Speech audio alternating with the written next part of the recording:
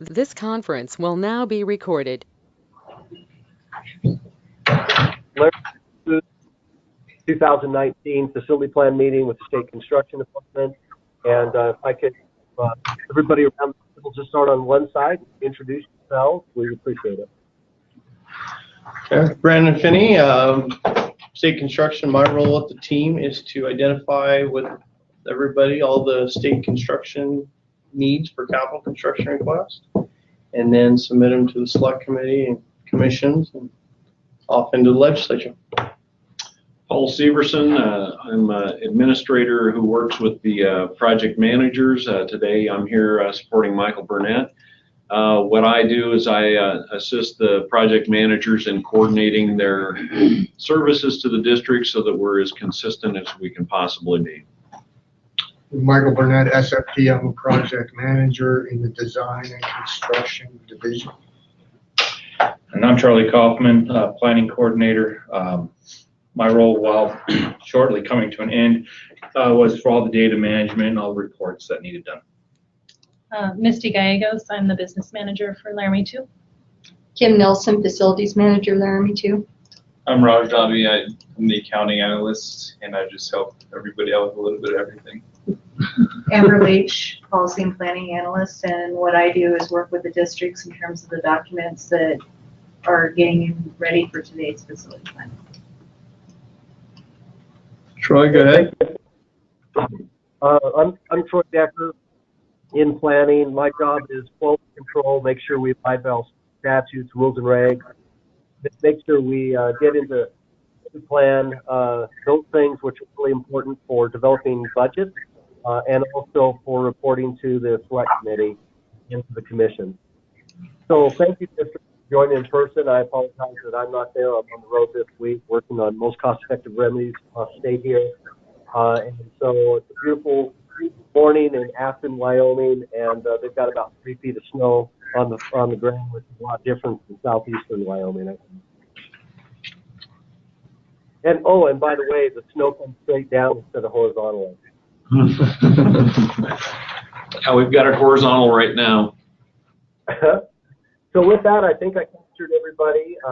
We'll just move on. The first part of this is somewhat just house cleaning, making sure we have the database. There are some things that Amber has done just a phenomenal job in the last 2 years, along with our other team members. In the past, and you probably remember this, Kim, that in the past, you know, I've met with myself with school districts, and we are so collaborative, and we have such a great group, and so you're important, and that's why so many people are around the table with you today who contribute to this process. And I think it's a much better process than it's ever been, and improves on a yearly basis. So thank you. But on the front end of this, we do a lot of work so that we concentrate on the things that we as a group need to, and not the little details that can easily be taken care of between Amber and Kim Nelson or whoever else she's working with. Appreciate you joining us in this process over the last month and 6 weeks or so. So tracks and deeds. One of the things that's really improved is Charlie has gone to the county GIS site. He's double-checked everything that's recorded with the county on land parcels, and they're as accurate as we can possibly make them. And then, of course, we always have you guys look those over each year. And if you have better information, more up-to-date information, we welcome that. And we ask that you work with your county to update your records so that we can have the most accurate data and then can pursue that. So here are just some Google Earth shots of your different campuses. One of the things that we've also improved on the last several years is making sure that, because we've had the governor's office call and want a facility plan. If possible, that legislators may have an interest in looking at a facility plan, which I'm sure that we've sent to in the past. And it's just really good to have this full list so that someone can take 5, 10, 15 minutes and pretty well understand from very good understanding of what your district is, where it is, and what's going on in facilities. So what's the objective of this plan? Troy? Yeah. So one of the things that I'm having trouble, I mean, Amber's got it about as close as we can agree to right now at 75, 76. But the documents I have don't have acreages on it, so I'm having a hard time going back and forth. Do you have this GIS site information that tells you acreage, and can So you I'll send pass that you to the the link. district? Yeah, I'll send you the link, Kim. excellent, Is it thank you. different than the county assessor? It is the county assessor's GIS site. But not all of those have acreage on them. I mean, when we look at it, it'll show all of the survey Yeah, I can get information. Some of paragraphs of them say information. acreage and some of them don't. And some of them we've had to go back to historical as close as we can get it. Okay. So we've also had to do measurements on those as well. So it's as close as we can get it. But you're absolutely right. Sometimes it's very much hit or miss. Yeah, okay. But I can definitely send that to you guys.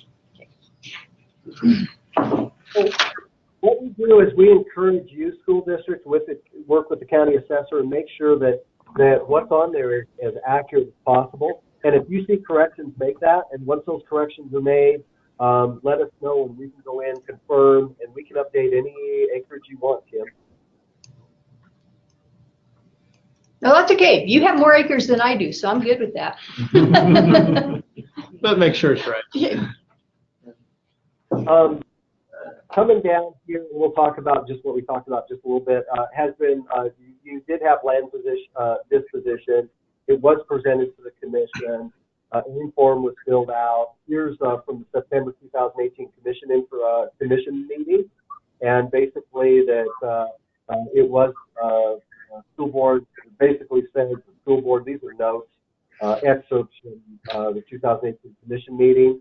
But the school board did vote. This is part of the summary sheet to sell the property. The district staff started advertising it. You sold it. That's great. And then no future action was required of you. District has fulfilled all commission state construction responsibilities. So for that piece that you sold there at the trailer court, it has been updated. And then, guys, what you talked about, you have concerns about acreages. We're more than excited to work with you on that. Let's just kind of work for the county assessor, and once we get that nailed, let us know. And if you have any changes whatsoever, let us know what property. We'll go in, confirm, and change it within the database after you send an AIM update form.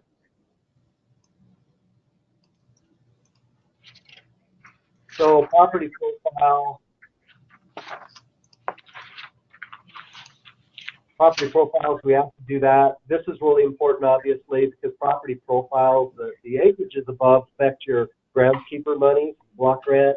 The property profile information affects multiple things. The square footages within the property profile affect have an impact on your major maintenance payment based on ADM and then allowable square footage. And then it also affects, because we send this data information over to WDE and they use it to do your operations and maintenance payments. So that's why this is important. I think in the past we've had school districts go, yeah, whatever, roll with it. But as things get tighter, and business managers know this, superintendents know this, everybody should know this, it's so important that data is as accurate as possible, because this is the authoritative data that WDE receives and then does its calculation. You had here that an aimed update form was filled out and submitted to SFD for all changes. I'm not quite sure on what property that was. Can you give a little clarification, District or Amber?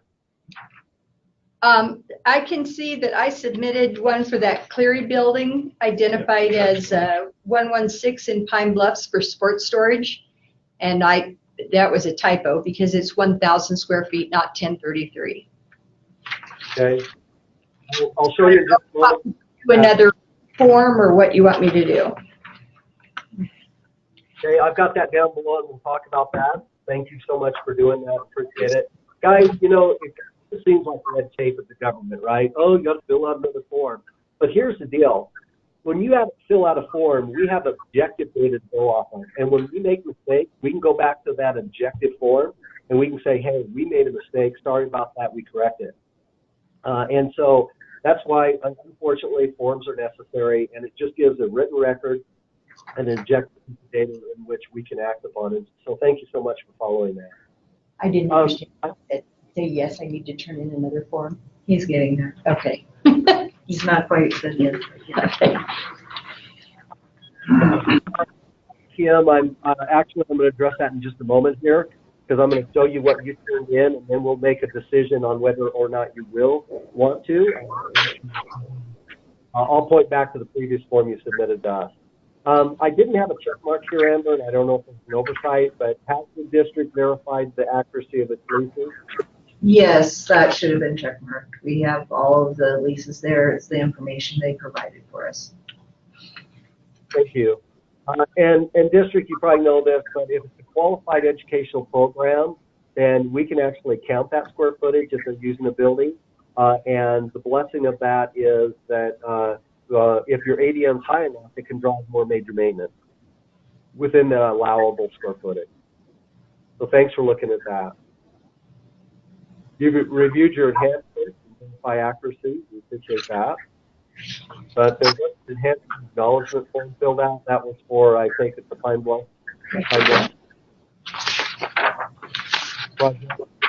Kim, he was asking on the enhancement acknowledgement form. I'm like, that it check mark. As this. Do Yeah, you have the any- enhancements are, oh, okay, so here's my issue.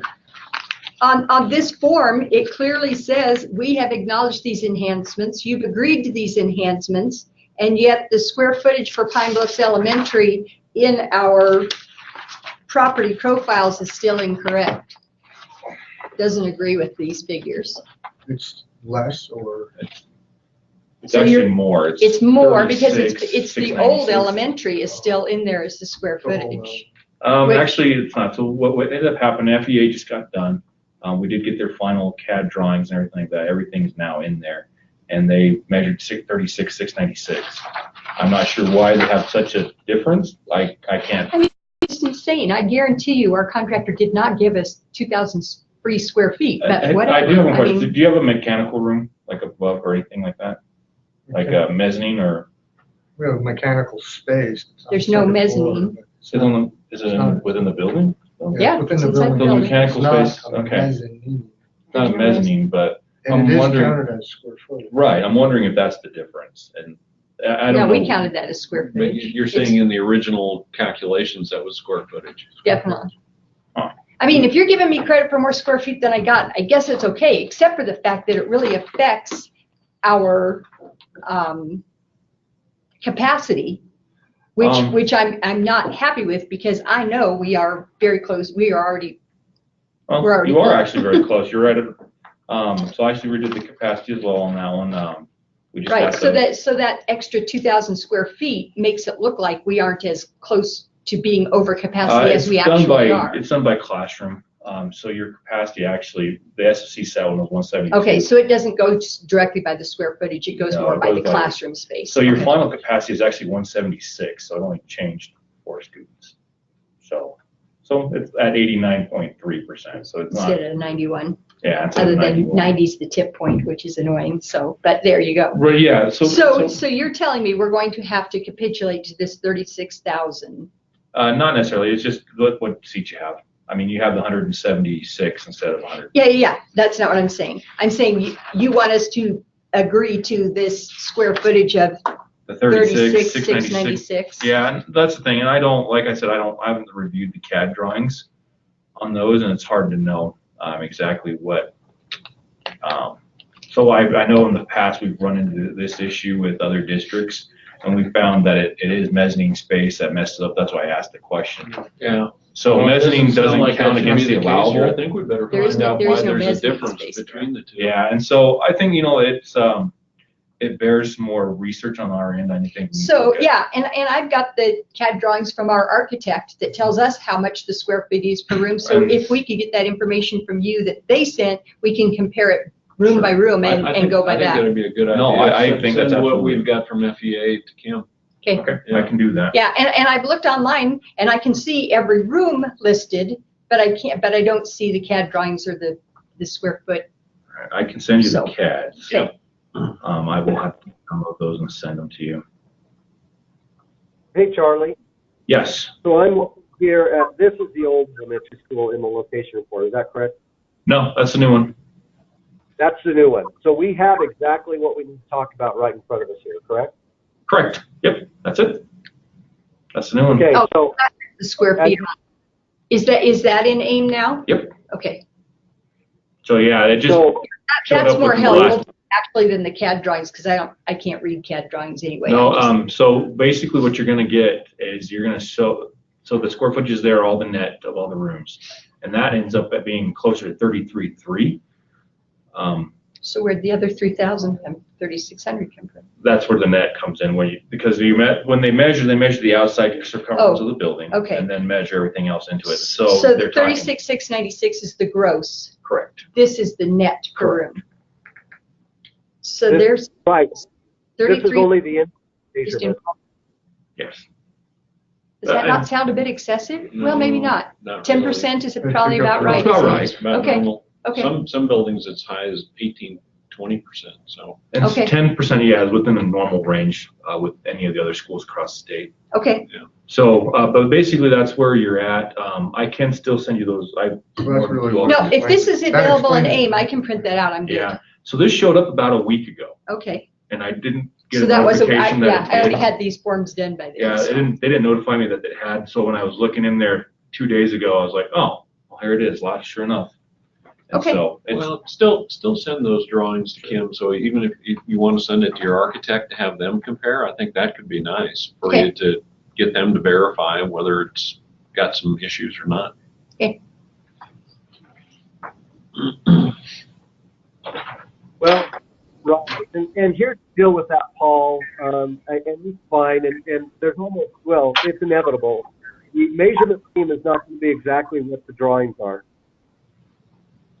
And so there may be a foot or two, whatever, off here or there. But we have no ability to go back and remeasure that in some way, shape, or form. We don't have that process. So I guess they can provide additional information. We may be off. I mean, their drawings from the measurement team may be off 50. Maybe we have 50 to 100 more, maybe less. But that information, I'm not so sure. I guess you could check it out, and if it's some ungodly amount of difference, then maybe on the next assessment we need to have a confirmation on the measurement. I guess we could do that. But we don't have any short-term immediate solutions to that because we don't have any money appropriated for that. No, I understand, Troy, but I'm just saying that if we've got information, there's no reason why we can't give it to the district so that they can review it. That's all I'm saying. Perfect.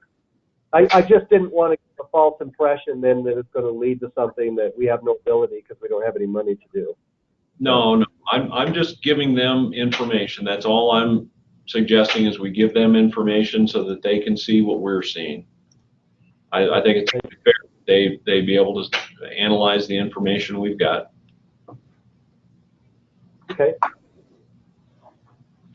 All right. So thank you for that. So I think what we'll do here, these are all district notes with regard to the differences there. You did ask the difference between gross, assignable, non-assignable, and we've addressed that as well down here. So here, let me see if I've got that. And instead of just doing that, I'll let you address that. But talk about the differences there, Charlie, of those numbers and why they're what they are.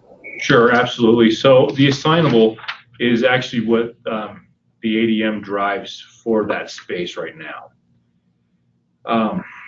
So that's off of last year's ADM. And that number, your ADM, is plugged into our square foot calculator, and it produces that number. So you know that square foot calculator, Kim, that we do for sites and buildings. So is that assignable a gross figure or a net figure? It's their Because assignable. there's a is net. huge difference between the two.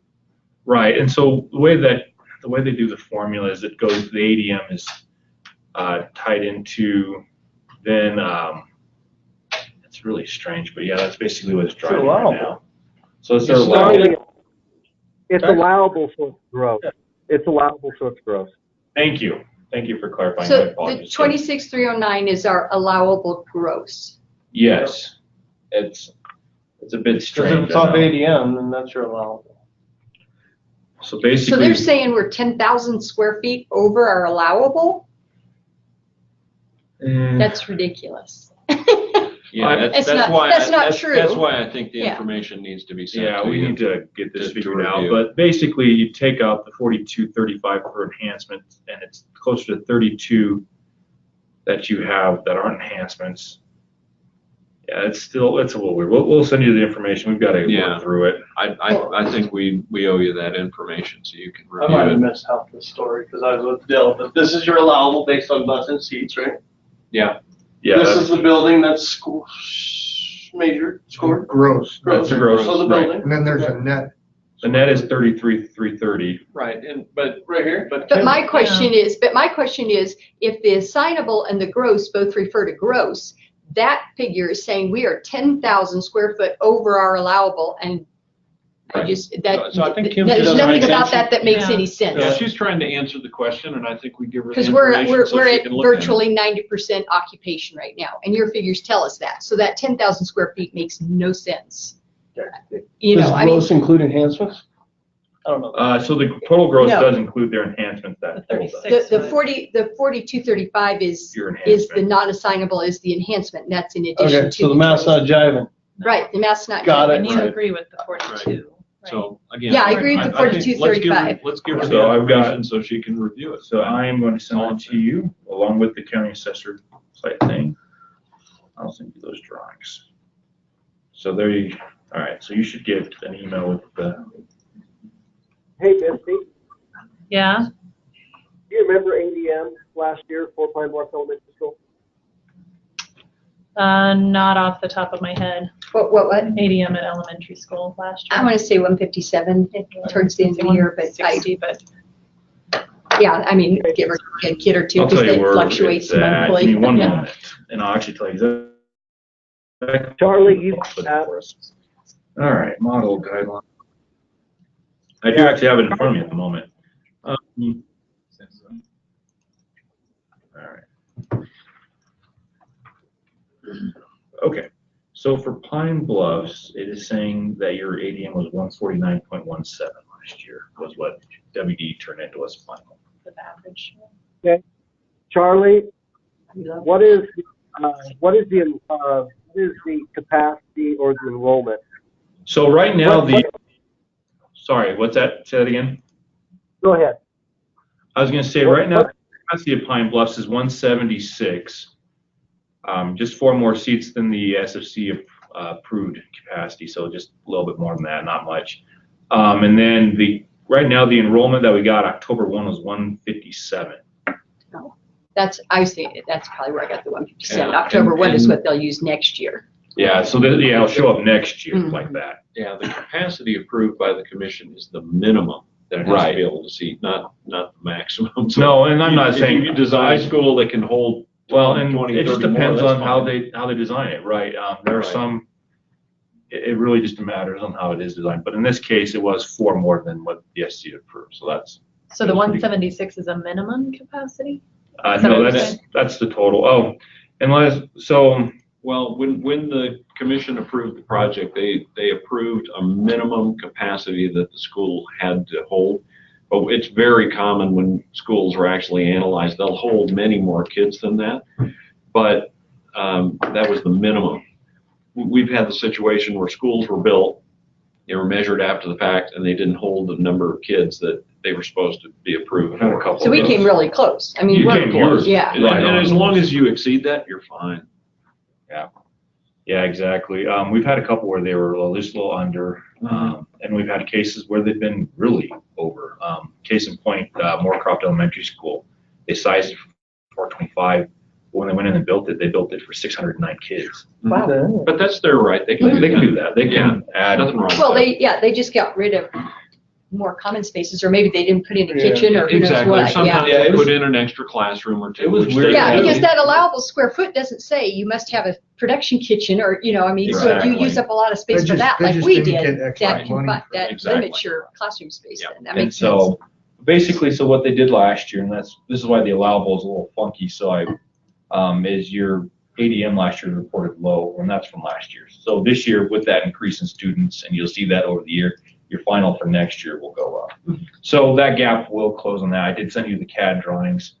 And so it's one of those things where ADM can really really kind of nail you a little bit in the end. So when you're looking at ADM, because like the foundation looks at it over the year, you look at it at a point in time, or are you using? They give us, so they scrub everything and then give us a final number at the end. And so we see the final product.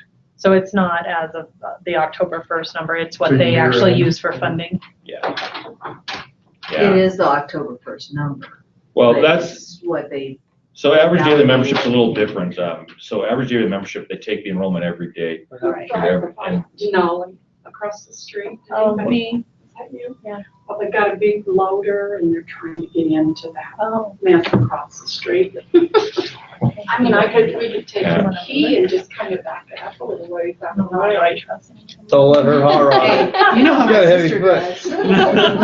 does. But so basically what the ADM, they gave us the final scrub. Okay. And so that's what they use for their funding, and so they give it to us. So it is. So it's a snapshot in time delivered in. No, it's actually the full, It's the full year. average. The full Averaged. year. So Yeah. it looks at every single day. So it's an end of the year number. Yeah, and so that one, Aggregate of all. that was your June 15th number from last year. So, yeah, because they have to get it to us before the end of the fiscal year. So, right. And so that's what that one came from. The October 1 number, we only use it when we do capacity for that year, and that's, we choose that one static date. But yeah, a lot of moving pieces on that one.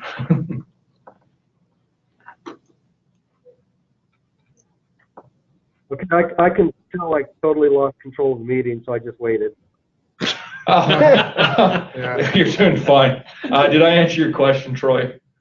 So here's the objective facts. You can see my screen, right? Yes. So just sure, and this is good education for us too, guys. We don't know everything at the state construction department. We learn along the way and stuff like that. So the gross, 36,696, and the property gross to the right, 36,696, is the actual measurement of the whole building on the outside of the building and includes all spaces within. Correct? Check, I get that. Okay, the assignable is basically you take your ADM as reported by WDE. We just take that, we plug it into our square foot calculator, and that square foot calculator produces an assignable number of 26,309. Okay, so that's just what that ADM when you put it into our calculator, that's what it produces. And yes, that is the square footage that, if I understand correctly, and it doesn't include non-assignable, which is your 4235, that is enhancement. And then that's what is used, that square footage, allowable square footage, as part of the formula, because if you have, if your ADM isn't driving as much as, let's say your square footage is less in the building than that, then it would be the lesser of the two. So I'll probably confuse that. ADM, guys, your ADM was 149.17, so that was why 149 was plugged into the calculator, produced 26,309. Your capacity, however, is 176 students. So you can say, I don't know, what is that, a 27? You've got 27 less ADM than you do the capacity of the building. That's the opposite of what you just said. You So- said October 1st was used. So we used, as Troy, the- for capacity, we used the October 1 numbers. ADM is used in the major maintenance calculator. Right. That is absolutely correct. So that's right. ADM is for the assignable and in the calculator, and the capacity, the 176, that is the October 1 number that we get from WDE that's scrubbed. So, yep. Now, that location gross, confirm this, Charlie, the location gross is the net. It's the net square measured inside the building. And I see that. What is that number? That's the 33,330 on that Okay. total polyline. It'll also give that as well. So yeah, it's the 33,330. That's your net. So Kim and Misty, you can see each of these. I know it's a little small. I'm on my laptop. I apologize. But you can see square footage. Each of these rooms, inside circulation space, 2,105 square feet. All these are loaded up. I go to the second page.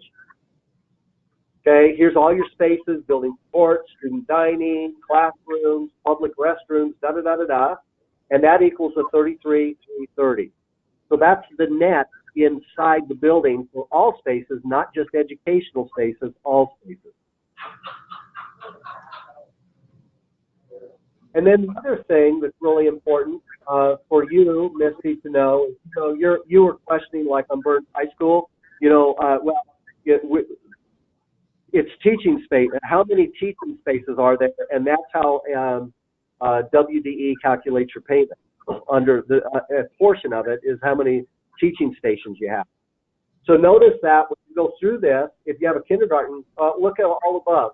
Inside circulation, 2100, there's no teaching station attributable to any non-educational space. So if it is a support space, it has no teaching station assigned to it. It does not have any capacity. It is only your teaching station that generate capacity, and then it follows the capacity methodology as approved by the commission. So on the That's true of the elementaries, but not of the all high right, schools, so what was the correct? question? I apologize real quick. So on Troy's, on teaching stations total, we do every station that would have a teacher. Not all of them carry capacity like your resource rooms, but they do carry teaching stations on it, and that's what we report to WDE. So not all of them do, but the majority of your main classrooms, like in the elementary school, your main classrooms do carry capacity. At elementary level. Right. But at the high school level, it's different, right? So at the high school level, we do every teaching station will also carry capacity, with the exception of the ones I mentioned, like your resource rooms, your Title I rooms. They'll carry teaching stations, but not capacity. So there are some instances when that happens. And no, what ended up happening with working with WDE and working with other districts as well is we found that, you have resource teachers, you have people that are in there, so they are teaching stations, but then we just don't carry any capacity on them. The capacity is the rooms. I have Burns High School up. Okay, for instance, weight room. Okay, let's see, a weight room. Hey, we need to minimize that window. Sorry. Give us 1 second. The 2 arrows. Yeah, here? No, just do that. Okay. Whoops. Nope, that didn't do it. Go back. The 2 arrows, Amber. Yeah. There you go. There we go. All right, Now go we ahead, can Troy. see. Okay. So. Screen. Yep.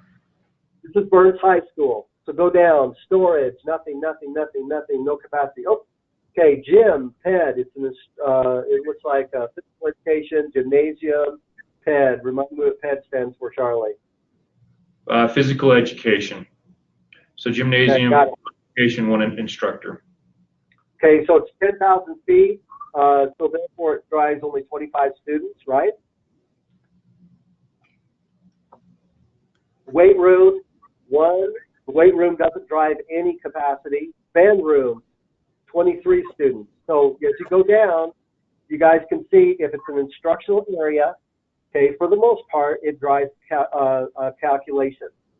Like right here, you can see number 126. It's a self-led, it's a self-contained classroom. It does drive 6 students. But if you have a resource room within your, which is just a pull-out, right? If you have a resource room, then it will not. Let me see if that'll. That's correct. So SPED, the reason why SPED will drive capacity, and they go at 80 square foot per child, is because it's the main room for those students. So it's a lot of little twists and dips on this one, but that's generally what ends up happening is they try to make sure that they get that appropriately accounted for. Media centers do not drive capacity. So you can see by far the vast amount of spaces in your high school at Burns or Pine Bluff do not drive any square footage whatsoever. It's only teaching stations, and it's only, here's a resource room, by the way. See the second one down, 128? Special ed resource room. According to the method, resource rooms do not drive capacity, even though it's a teaching station.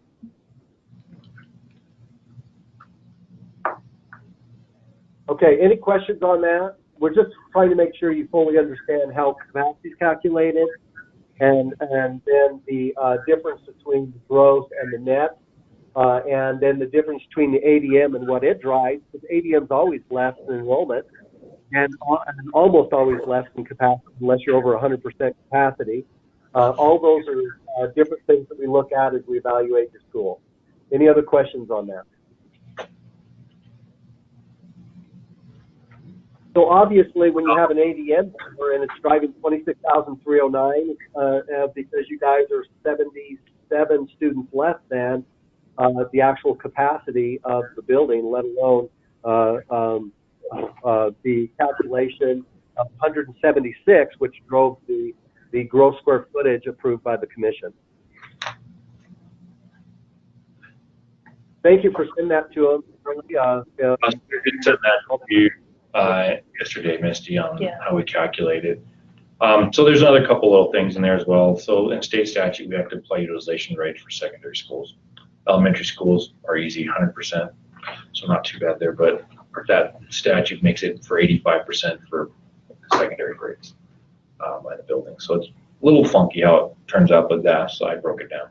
Okay, thank you.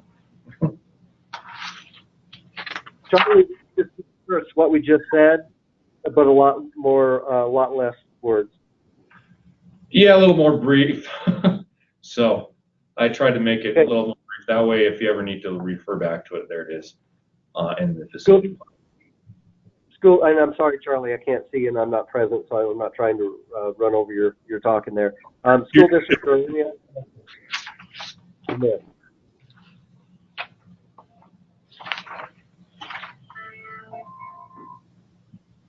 Okay, back up, Kim. You were mentioning the sports storage reported 1033, and you have a concern about that. You believe it's 1,000 instead. So what we did is back, I can't remember what date that was, on February 2nd.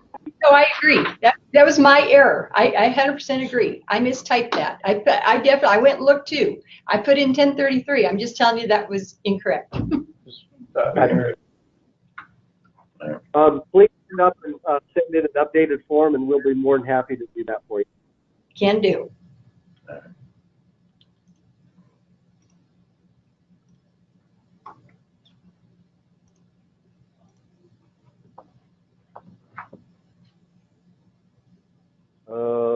What's it called, Amber?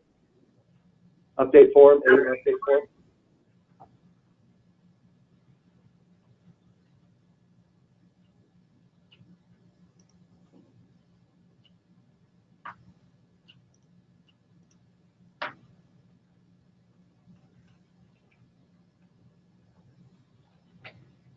Okay, I'm just going to put here, guys, just a discussion occurred discussing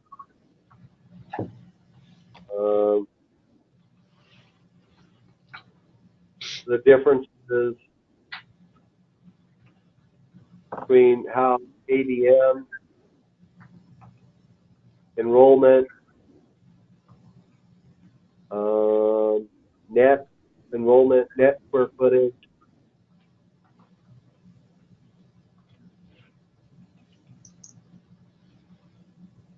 I should say net square feet, gross square feet,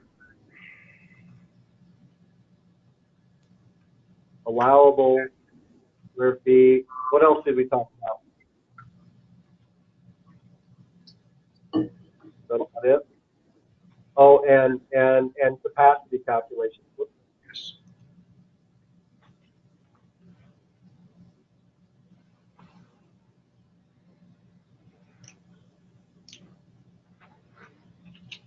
And Charlie, we'll just say SCB.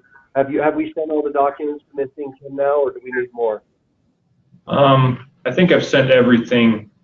At least I know I've sent the capacity stuff to Misty, and I've sent the CAD drawings, and yeah, I've sent most everything to them they need.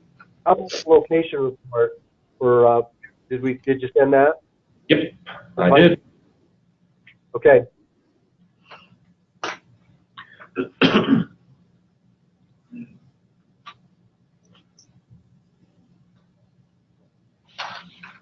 Yeah, anything else we need to say?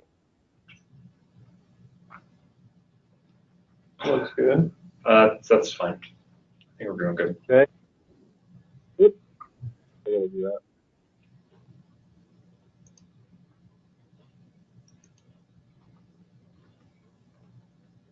Okay, so district appropriations. Michael, you read this? Yeah, I'm here. The new Pine Bluffs has been very arduous to close out. We've had straggling punch list items and warranty items. I do have a promise that they'll be back on Friday. I'll work on those some more. Is that a verbal? Yeah, it was a verbal. So what do we gotta do to get it closed out? Is it warranty though, or is it, issues? thing is, we're gonna have to leave Small, it there minor punch for list another items, year, but Ray so. has not even submitted for any of the retainage yet. So. That's the thing, we're gonna have to leave that money there probably till next year because this is dragging on. Which is not surprising because that happens on every project for LAR does, which is disconcerting. Do you have to leave the full 590? The reason I ask you guys this is yesterday I was working with the LSO to look for funds, Paul and I. So I went down there and talked to them, and they're looking at different money, what our reversions are. So if you have 590 and you need 200 grand, you take, whatever the delta is, almost 300 grand off the table, leave $200,000. I don't know how much money you need to get to the finish line. Well, there's 100,000. 5% retainage left minimum, plus some other smaller items that just haven't been billed out yet. So I'd say 590 probably isn't too far off the mark. Yeah, it's probably not too far. Can't go too much lower. I mean, there might be 50,000, but I'd be a little hesitant right now to Leave it do open. anything with it until we see the final figures. Okay. And then, remind me again, Kim, where we're at with the Alden ES HVAC controls. The project has been advertised, it was bid, it was not contracted, but was an intent to award was sent out. Cool. So no reversion. So that one will. Yeah, both. need to get a I contract. expect we'll be able to move forward with that this summer. And then the other so it looks like both HVAC. Yeah, basically same Are you project. doing them parallel with each other? Yes, Okay. yeah, we'll do it all together at the same time. Cool. So next year we'll revisit it. Were they bid together at the same time? Mhm. Oh, does it have the same contract? Mhm. Okay. Yeah, it was bid as and awarded as a Yeah. whole. So, and they've got their intent to award so they can get their bonds in place and then do the contract. They could, we haven't pushed it because it's been, I mean, there may be some adjustments have to be made. It's been 6 months since we bid that and they haven't done anything. And so prices may have changed a bit, but it shouldn't matter. I mean, it was still under the budget to the amount, so.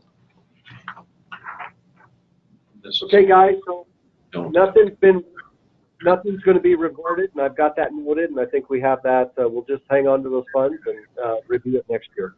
Okay. There's no money. They're spent it all. Yeah, Okay. All right. Go ahead, Troy. that's crazy. Mike, would you get us some security notes, please? So for security, the current budget request that's in the JAC draft bill, which was drafted in December of 2018. Is that still in there? What's that? The security funds? Yeah. Oh, I'll go get it. It was changing recently. has changed. It changes, yeah. Well, originally, I don't know, a couple days ago, it was fiscal year 2020 and it was 4.9 million proposed for additional security projects.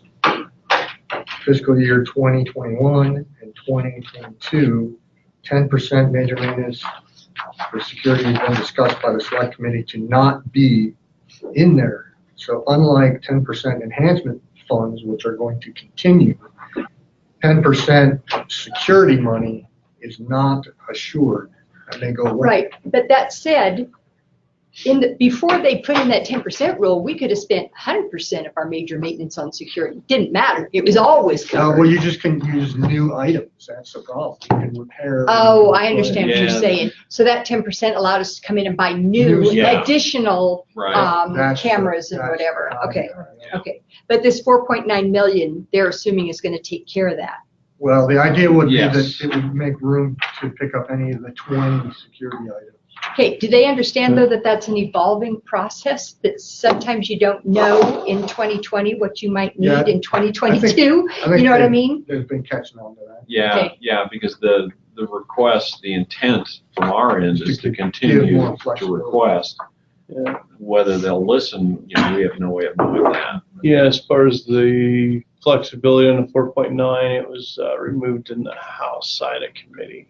Oh, the flexibility was Yeah, removed? So I was there, that was one of the I items. pinned it down to the actual. The priorities. one. Yeah, so it's those priorities. So I asked for clarification because I was confused because the commission made a recommendation up to the select committee through, I was working with the districts, And House Amendment number 14 and Senate Amendment number 25, and I haven't read them yet, but I asked the council, hey, what's going on? And that is what happened is the existing money, which is what was appropriated, 9 million, it still has to go to items 1 through 6, 8, and 11. Seriously? So we're back. We're They pretty don't much get that we're done with that. pretty much no That's the change. old Or, money, and then the new money, the 4.9 is the. Yeah, the new same. 4.9 is going to open up to the full 20, Is that the correct? way it Or is? not? I don't think it is, right? that is correct. Okay. Which is correct. What, It is going to open up or it isn't. old money stays rigid, no change like we've been operating. New money is opened up. New money open, okay. the I new- was It wondering how can, they're but it can dividing that. change, That makes- you know what I mean? Okay. It hasn't, so it's I did that, and I was final. like, what the heck? But Does there that- is, just think of this, I know that, like, when I've been explaining it to districts, we all know that when the money rolled out, it was very rigid and very strict in terms of the deployment of what you were. And as that money became available, there was districts that had already answered, let's say, doors, for an example. But then what we've been able to do is, if you were able to say, identify, hey, we did do our exterior doors that was identified, we really could use that money towards the vestibules, then we've been able to accommodate, if you write a letter, to move it from one pot to the other. For Right. that first initial 8 elements. Yeah, I So- know you just did one of those this last week that we got processed. Right. So yeah. I think everybody, it's just like anything else. When it rolls out that first time, we all find out where the bumps are and the other issues are. But we're starting to be able to overcome those and get around working through it. And hopefully this next round, they've learned their lesson and allow us to have some more flexibility. But if not, we'll have to just work through it the best we can with each district. Yeah, if they've been listening at all, they'll put it together as a pot for the district to be drawn upon, not individualized as line 12, 13, 14, 15. Okay. Now, But you say, but the first 4.9 is still going to have to stay in the first 8. We'll Yeah. see when the session's over. Okay. Yeah. Yeah, I would like to see them open it up because, like I said, some of those things have already been addressed by the districts. It isn't needed there any longer. It needs to, and prices are higher. And Yeah, what we're experiencing though is districts then are the monies that they have already remedied, they're now pushing to other things that are costing more than what the original assessment Right. identified the cost towards. Certainly. Like you were doing. Right. So, Right. yeah. Okay. And to recap, on previous 10% security major maintenance in the 2016 House bill and the 2018 House bill, those House bills put in place the idea that you can use that 10% of your major maintenance to add new components for security. District requests that have been written for Capcom funding revisions will be honored. Moving funds between project appropriations must be in writing and acknowledged, and there will be no backfilling. SFD will honor change agreements made by SFD that are captured in writing. The goal of security funding, of course, is to have equitable opportunity to provide consistent security standards for Wyoming K-12 schools. School Facilities Commission and Select Committee for School Facilities has continued to identify concern with the slow deployment of funds, which we haven't been too bad. We've actually moved through quite a bit of it, but there are some districts that haven't moved through much of it at all. Some of it, none. Yeah. So other places, as I'm sure you guys know to some degree, other places where funding is available is Homeland Security funding, Department of Interior, and I don't know about that one much, but and then private grants. Security conferences, we've had 3 of them back in October, March, and then the last October, and we're looking at having some in 2019. And is there any other stuff or any way we can help you move through the security money that's still here? There's like, no, because I think Michael put a note in there that we've already dialed 15,000 of that. So we have about 20,000 left, by my estimations. Yeah. Can you go back? What year did you say the 10% is scheduled to go away? It's all in place right now. It's Right. in this current. But it's bill. not going to be renewed when? Well, that's only This the was- talk. Yeah, I mean, essentially, Kim, what happened was this is just session laws. And the reason why, if you recall, the market dropped in the coal, the cash got very tight. So this is session law. Moving forward, the intent would be to make normal capital requests like we Oh, have. so basically at the end of 1819, that Yeah. 10% is no longer available. I mean, the funds are gonna sit there idle though. I mean, they don't go away. But as far as renewing them and getting more revenue through that mechanism, probably. So we not we gonna have quite a bit of 10% security that would remain that we could still use for adding, Yeah, Anytime, Okay, anytime in the gotcha. future. As far as new like the session old laws 8% and dumping. like the regular 8% and 10% stuff that just kind of sat in a check. pile. Well, Wow, and gotcha. a new requirement that was put on us relatively recently, when you put in a request, you put a budget amount. Mhm. We no longer can allow you to expend more than what your budget amounts total up to. The problem we had is some districts were putting in requests that exceeded the dollar amount they had available.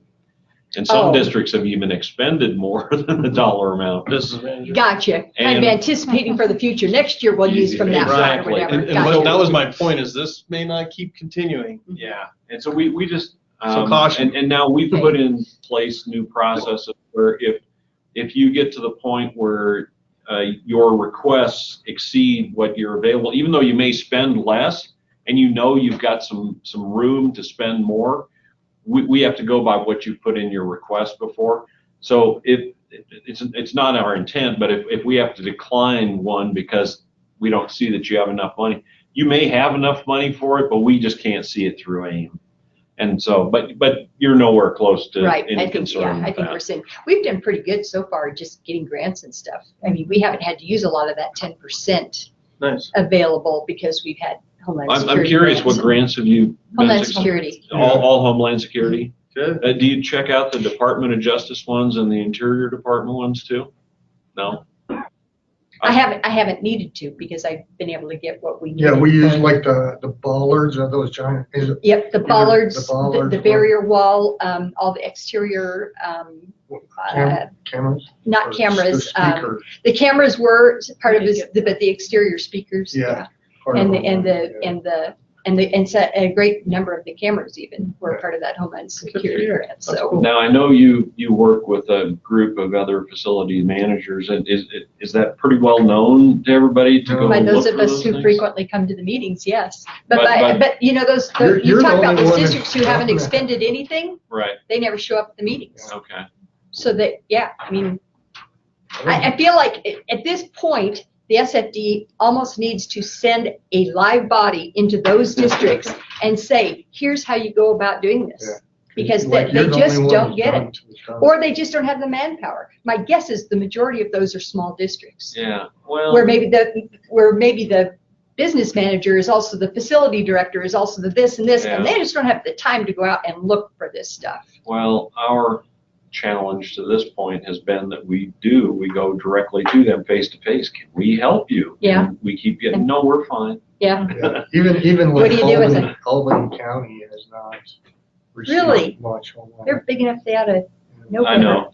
So we're looking for any way Yeah. we can improve this situation, and And I know we as a group, as WSFA, we have tried to reach out to them and say, call us. We'll help you get started. and they're not responding to They're you not either. responding. Wow. Okay. So we tried. Well, if you can offer us any other suggestions, man, we would like some help. Yeah. Because we And really want to the have bad thing, districts they're do this. putting a black mark on everybody's names, basically. I mean, the legislators are looking at this and looking at this pile of money that's still sitting there and going, you guys aren't using this. Why should we give you more? It's like, Right. but it's not true. So Many of we us, take a look many at of us districts are like you using that are it. doing a great job, Right. but then we're getting this, the districts are doing a horrible job. Right. Don't say that. There's Right. some districts doing a great job here. Exactly, yeah. So, But they're not seeing that down. All they're seeing is what's still sitting there. right. Okay. Thank you for that discussion. Yep. Thanks, Troy, for being patient with us. That was a good discussion. Thanks a lot.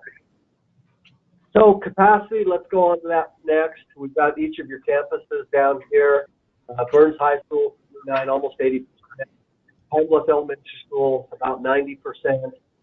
That's a nice one with regard to a future remedy because it was designed for an addition onto, I believe, the east wing. Is that correct? Yep. In the classroom. So that's an easy fix. When the appropriation requests become available, and we can work with you guys on that. Let me grab my email's out of control. Yeah. Jackson. Yep, I got you both of them. Are these the most recent? Yeah, I just sent it to him about 20, 30 minutes ago. Or, no, about an hour ago now. Okay, let's with 2 weeks He just ago. didn't have them. He's not where he can get on. The VPN's not working for him. Gotcha. Well, it's not necessarily VPN. It's not working. I just didn't have time to do it from my last meeting. So, Gotcha. Sorry. looking at Burns, I mean, obviously, you look at your kindergarten numbers. Your average over the last 10 years has been 33 students. You guys had a little bit smaller group of kindergartners come in this year, which could be just simple birth rates of anything else. But I think you guys are pretty consistent. So survival rates, let me blow that up so it's not so small. You guys know it's 10 years of trailing data. We go back, and then you just follow a class down through this. It's a stair step from kindergarten to first, second, third, fourth. You just follow them through. But what we do is we just do a comparison of each, like kindergarten class 2008 advanced to 2009. You guys lost 3 students. Kindergarten 2009 advanced 2010 to first grade. You picked up 3 students. So what we do is we take that and we average it out for 10 years. And then over here it shows the survival rate. So on average over the last 10 years, your survival rate is 98% of your kindergartners are advancing to first grade. And in school districts, either people are moving out or perhaps you guys don't have, some kindergartners are not quite developmentally ready for first grade, so you may hold them back. But those are the 2 main reasons for that. Either people are just moving out or you have a combination of that plus those kindergartners just being held 1 more year before they're advanced first grade. But from first to second, you guys, over the last 10 years, you guys are picking up some serious students. You've got 104%, so you're picking up a lot of students there. If you go to third grade, 107%. So you guys, now this one's interesting. You guys got that's where Alvin comes into them. Yeah, I was gonna say. So that's Alvin me. ships in Yeah. at that age. Yeah, what's going on there? So Alvin Elementary School is Carpenter. Carpenter. In our district, Carpenter goes to Burns, Alvin comes to Fine, although we allow them to go back and forth. That's because I was going, what in Yeah, the so your world 2 is going on? elementaries without a high school, then those kids come into the high school Okay. system. Yeah. Okay. But overall, it's higher than most. It's above 100 Yeah. Mhm. on most of them. Yeah, you get quite a few. Now, is a lot of it Some of it from the growth to the east side of Cheyenne, bleeding. Yeah, I think we get Yeah. high school students from there as well, Yeah. particularly in Burns. This one's odd here, though. Right near the end. Oh, that's when kids drop out at the end. Yeah, but yours is worse You think than we're almost high? everything we've been Yeah, looking at. Yeah. yeah. No, theirs isn't the worst. Well, I know it's not the It's- worst, but we've been seeing. I agree with Paul. They're higher here than most districts we're seeing, and they're higher, the numbers are more Yeah. Well, I lower. think for elementary, and we pull some from Cheyenne, right? So they like the idea of the smaller class sizes, but then when they get in high school, Oh, they like the idea of the more opportunities. Ah, In that the would bigger explain. So maybe they're it. heading back for sports. Then they go back to Cheyenne. And some go back for Oh. sports, some go back Okay. because of, Fun. Yeah, that activities. makes sense. Huh. I can see that.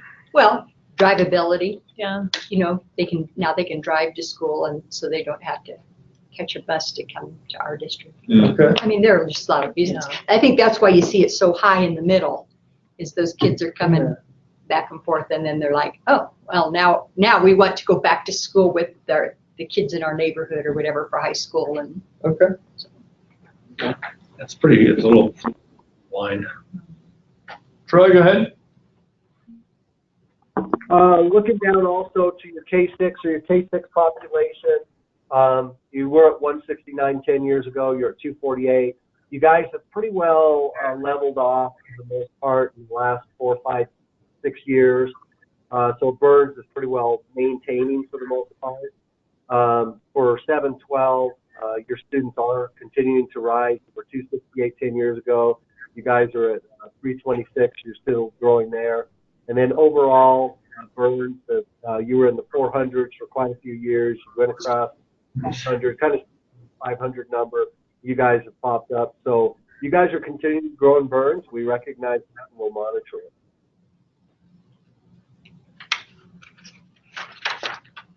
So let's look at Pine Bluff here. And again, guys, we get these on the first sheet of these spreadsheets. We just get WDE data on a yearly basis and bring it over. Each year, and we just get it by class, and then we kind of bring it over into a spreadsheet. So Pine Bluff has just had a bumper crop this year, 33 students in this last October in kindergarten. That's great. You guys, that's quite a bit above what you have averaged. Your average is 22 students. So I don't know if that was just higher birth rates or some other event.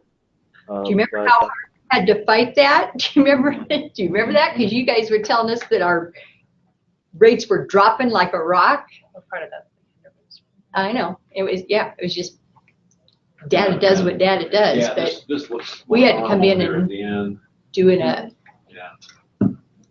do a little bit better in Pine Bluffs. Yeah. But that's a more stable market. That's Yeah. not the fluctuation back and forth across Yeah, between the yeah. districts. Because that's the kind of thing we're seeing at most districts. So that looks pretty normal there. Yeah, and I think what you're talking about, Kim, is when we were trying to right size the Pine Bluff Elementary School, and we had to bring in best available data. And so it's an agricultural community. I mean, what's going to happen to change it dramatically? And it just isn't. So we had the same thing in Lingle, and it worked out just fine. You guys on your K6 over here, so just your survival rates in Pine Bluff are probably not as affected at the high school level because you guys are mentioning the Cheyenne students and stuff like that. You have Alvin coming in, the freshman or 7th grade, but Alvin doesn't have as many students as Carpenter, so that probably doesn't have quite the impact on the junior high school. But you guys, again, you're probably holding some students back from kindergarten perhaps. So you guys are getting some growth as time goes on and look really good. And then your end is really good. A lot of times students will drop out, but they'll come back. This just shows a very predominant agricultural community, very stable. Nothing too exciting happens between sunrise and sunset. Each day goes on, and you guys do a good job of what you're doing. That said, there is rumor of a lot of oil exploration coming in, especially for the horizontal wells, that could impact us. I would agree. Because that just keeps creeping further and further east Yeah. from Cheyenne. So. Definitely. Well, I hope you're right. My wife's about ready to inherit oil-rich land with the mineral rights. Hopefully with it. Okay, so thank you for doing that. We got those down. Statewide capacity, Charlie. Sure, absolutely. So as you know, Kim and Misty, every year for our SEC rules and regulations, we prioritize capacity needs per high, medium, and low. So low is between 90 and 95%, medium between 95 and 100%, and then high is between or after over 100% of capacity. As you know, Kim, we and Misty, we went and changed the SEC changed their methodology to 16, and our restricted capacity is 16 in the grades K through 3, and that's the bulk of the needs right now are in the elementary school level, K through 6, K through 5 levels in the state. And if yours grows next year, it'll be right. Well, depending where you grow to, it could be on that list. So that said, the district note can be pulled because you changed the figure, so it's no longer 91%. And no, I do have to laugh. The timing was interesting. I hadn't heard from them, and then I went and looked in the profile, and it was all there. I was like, well, Yeah, I you guess think I'll they update could it. notify somebody, right? It would have been nice if I'd have gotten it, but they didn't. So just for my curiosity, so what happens like with Casper, where they close some of their schools and now they're over go back to the capacity? I mean, just Look at the note on the bottom. We have They've got 921 Mothball, seats. Willard, yeah. Westwood, University Park, and Mountain View. Mountain View. They get 921 seats to open up. So will they be required to do that before they would build something? Well, we can't tell. We can't tell Yeah. you what to do. Right. No, I guess it But- depends on mothballed. But Makes me think that they're not in very good condition. yeah, I mean, the we- recommendation to the commission though is if they came and Mrs. Finney, I want $30 million. yeah. When it has to go up to the statute, to the select commission or to the commission, I would say, I know Misty or Larry too wants this, but they have 4 schools, so our recommendation's no. And that's Yeah. probably where it's gonna hit a hurdle. Yeah, we put In $1 million reality. into Westwood, so no, there's You nothing put $1 wrong million, with that $1.5 school. million, or $1 million. Yeah, I mean, we put $1 million into it, so no, it's a very viable school. And That's that's the school. largest of all of those schools right there. 300 and 350. It's between 3 and 350. I can't remember on that one. But it's I in guess good it makes condition. me, I guess I don't understand their logic for closing the school when they're that many seats short. Well, they weren't. It was, the 16 to 1 to Oh. 25 to 1. They took advantage of that moment in time and consolidated their kids, and now they're going to move them back out again. Interesting. Well, perhaps. We'll see what they decide, because obviously they're saving money when they don't have staff and every principals and every one of those. There's a lot of other factors besides just the building. Yeah, their overhead, or their block grant in my head, it's their overhead Right. budget they're really cutting down on Sure. and doing efficiency within their building, so Mhm. they probably That saved makes a lot of sense. money, I bet. So Yep. again, it's up to them. We're waiting to hear what they say they want to do. Gotcha. We don't. Yeah, we right. don't tell them what to do. Paul, that's not what they tell me about you.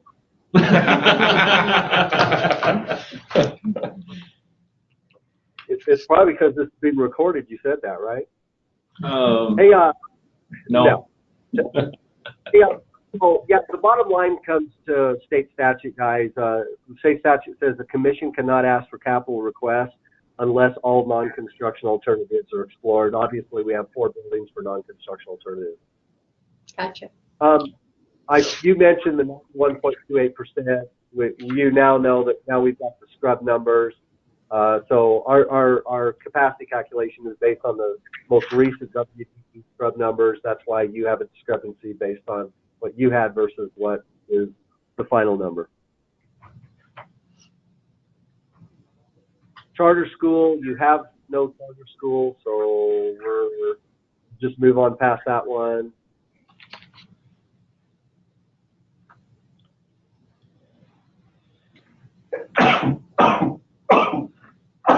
What? And understand the scoring of the buildings. Kim, you've been around a long time. Misty, I'm sure you're getting used to what these mean. the bottom line is that the higher the FCI score, the Facility Condition Index score, it's just a measurement of deferred maintenance, and the highest one on this list has the most deferred maintenance. And it goes down as lesser numbers as the deferred maintenance is less and less as the condition assessments reveal. This is about the first, give or take, 30 buildings. You guys are not anywhere on that, but we always like show each year. Album 60s is on there. Oh, I'm sorry. It will not be in the future. Say that again? In the 60s. Because the controls will get fixed. Oh, okay, I gotcha. No. The reason Albin 60s edition will not be, we missed that last time, but that's a surplus building. And so that building is not qualified and not within. That's why they're probably debating what kind of money they should spend on it, because they can only use 10% monies. That does not fall within the adequacy standards, and therefore, and it was tied to a capacity or a capital project to demolish that whole campus, and they chose to hold on to it. So as a surplus building, it does not qualify for capital request, therefore, and it's not the state's responsibility to take care of it, therefore we will not assess it next time around. Okay. Oh, so you won't even assess it next time? No, because it's not within the adequacy standards of the state.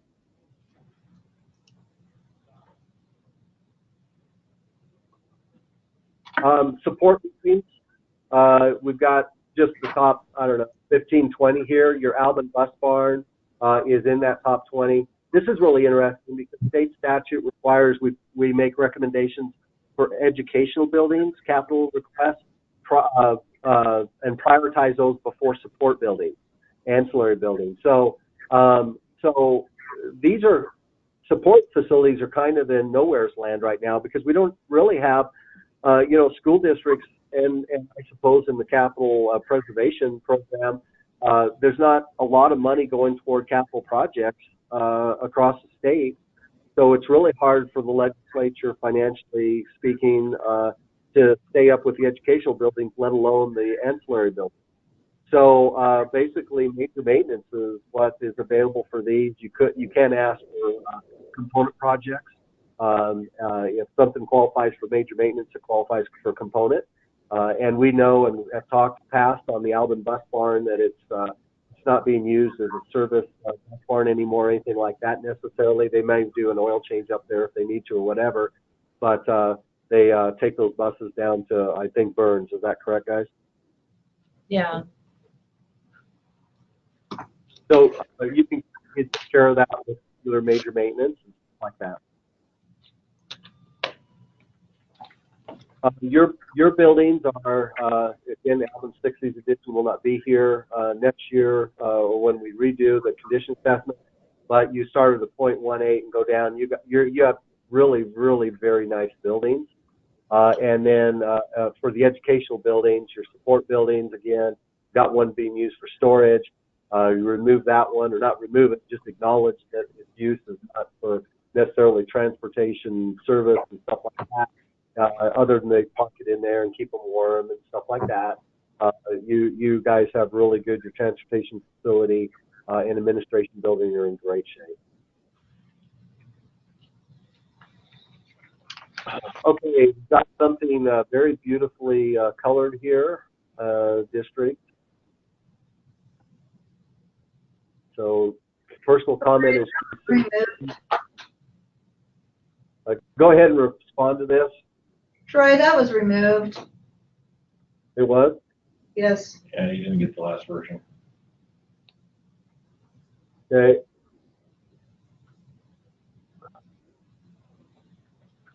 Okay, so I'm going to go ahead and remove that comment. Anything else you want to know on? One of the things we did last time was they did at least 2 times ago use college students to do measurements. They were going around in shorts and t-shirts and all that stuff. And I talked to a couple things. I talked to FEA, and we just had a discussion on professionalism, and I want these people at minimal jeans, nice shirts, and make sure that we have calibration and well-trained, and FDA respond to that. So I think our measurements are better than they have been, but sometimes people, it's just the way we are. Sometimes we make judgments about people, even they're kind of casual looking, and so therefore we think that maybe their performance is casual, which is not necessarily true and correlative, but I think perception is important. So we've made that change and require our teams going out for condition assessments and measurements to look relatively professional and to do a good job of what they do. Any comments on that? So I'm just going to say here, district buildings. The reason I don't leave any unresponded portions is because if we do send this over to the governor's office or anybody else, it's nice to have just something in each one and give them something to think about and look at. But I'm just going to say district buildings are in relatively good shape.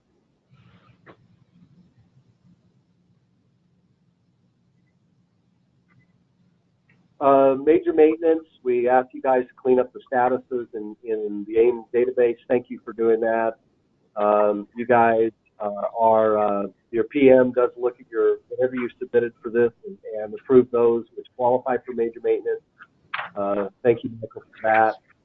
As for your numbers here, we talked about the 10% security funds. They don't have to qualify for expenditures for the major maintenance definition, but everything else, your 8%, which you no longer have, I spent those years ago, the 10%, and then the regular major maintenance does. So that's why that 10% security, when you guys do those security projects, if you can use regular major maintenance for portions of that and reserve that 10% security for the non-definitional major maintenance needs or security needs, that's a good strategy, and it helps you along down the road. Some districts spent their 10% security when they could have spent regular major maintenance, and some of them are sorry now because they have additional needs, and those needs can't be met because they don't fall within the definition of maintenance.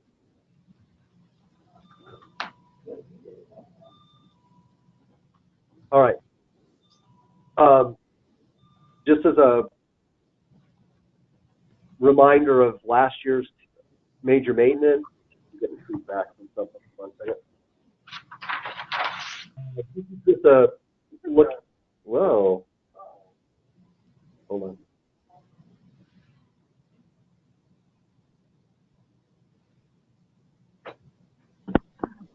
Sorry, guys.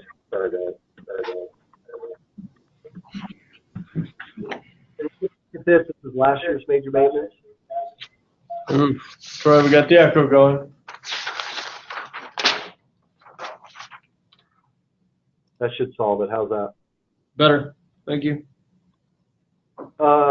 This is just a spot check from last year. Your highest priority was pavements, down to your lowest priority monetarily, interior doors, gates, 10% major maintenance. This is a breakdown building by building. We don't necessarily have to discuss this. We want it just illustrative.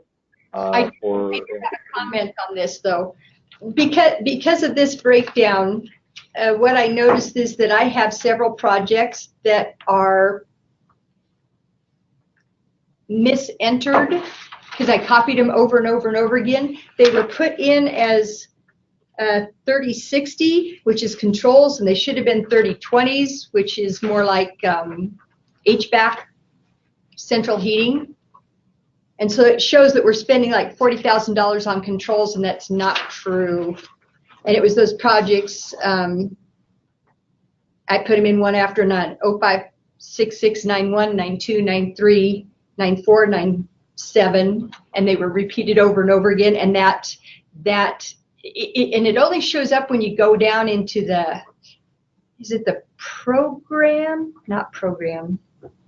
You go from project, you have to enter a project, and then you go over to the other side and you enter something. Anyway, they were all put in as D3060s, and they should have all been D3020s. I don't know if it matters. It's all, it's all approved major maintenance spending. It just kind of throws the look numbers off because it should be and I don't know if there's a way to change it, to go back and change it, or if we just make note of it. It's like, yeah, that's really probably all general HVAC expenditures, not controls. The only one that has the power to go into those work orders and change them, or can you do that too? No, I can, but he has to be the one.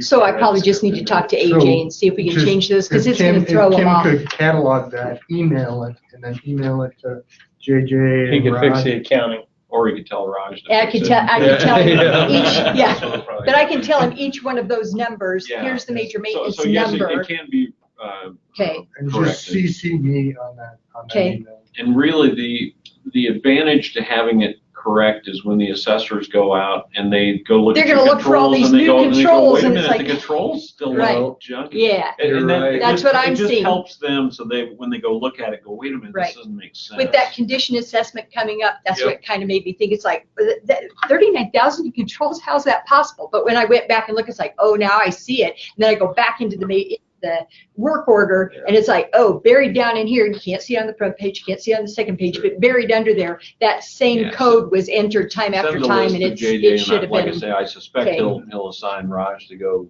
correct it, but the PMs and myself, we don't have the access to do that, but I know they can. So. Okay, so I will work that out with JJ then. So I just wanted you to know that that looks disproportionately high for controls, and it's because that was a miscode. Not in comparison to other districts. We have districts that are spending hundreds of thousands of dollars. Oh, I wish I replacing- could, but I'm just telling you for right now. Yeah, I wish I could. I would love to upgrade all these DDCs. What you would see though is that I have repeatedly asked for that as component spending because they are so terribly expensive.